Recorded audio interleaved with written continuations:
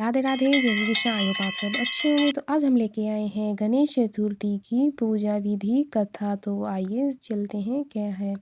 गणेश चतुर्थी के दिन भगवान गणेश की पूजा करने के लिए बहुत यानी कि सुबह सुबह स्नान कर हो जाए, उसके घर के मंदिर को साफ कर पूजा की तैयारी करें। जैसे कि आप देख रहे हैं, पूजा के लिए एक साफ चौकी ले जिसपे पीला रंग का कपड़ा या लाल जो भगवान गणेश की मूर्ति स्थापित करें। फिर विधि विधान पूजा करें। कुछ जगहों पर इस दिन तिल और गुड़ का खाना, ये तो वही पूजा में तो होता ही है। व्रत रखने वाली महिला एक जगह एकत्रित होकर गणेश जी की कथा सुनती है।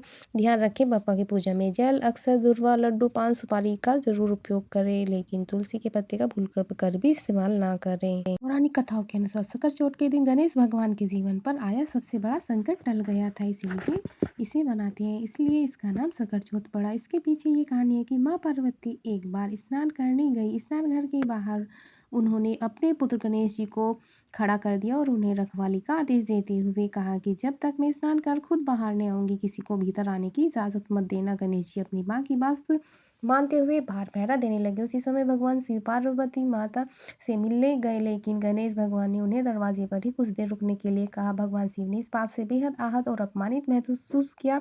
गुस्से में उन्होंने गणेश भगवान पर त्रिशूल का वार किया, जिससे उनकी गर्दन दूर जा गिरी। स्नान घर के बाहर शोरगुल सुनकर जब माता पार्वती बाहर आई तो देखा कि गणेश जी की गर्दन कटी हुई है। यह देखकर वो रोने लगी और उन्होंने शिव जी से कहा कि गणेश जी के प्राण फिर से वापस कर दें।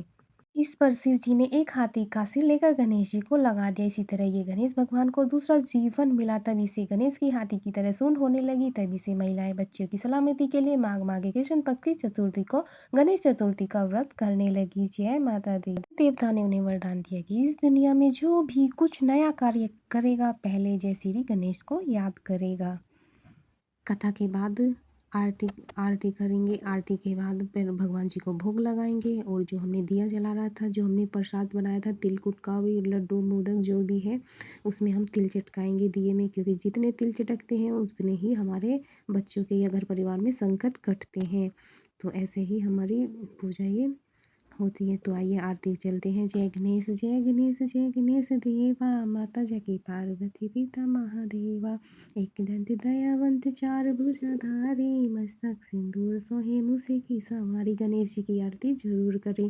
कथा के पास आरती जो है जरूर करनी चाहिए। के बाद क्षमा याचना करें भगवान से, हे प्रभु श्री गणेश जी, इस कथावाचक में यदि कोई त्रुटि हुई हो, तो यदि शब्दों के चयन में, अपने भाव में, अभिव्यक्ति में कोई भूल रह गई हो, तो कृपया हमें क्षमा करें। नहीं तो हम शास्त्र का अपमान करने, ना किसी भावना को ठेस पहुंचाते हैं। प्रस्तुति केवल आपकी महिमा के गुणगान भक्ति भाव से ही की गई है।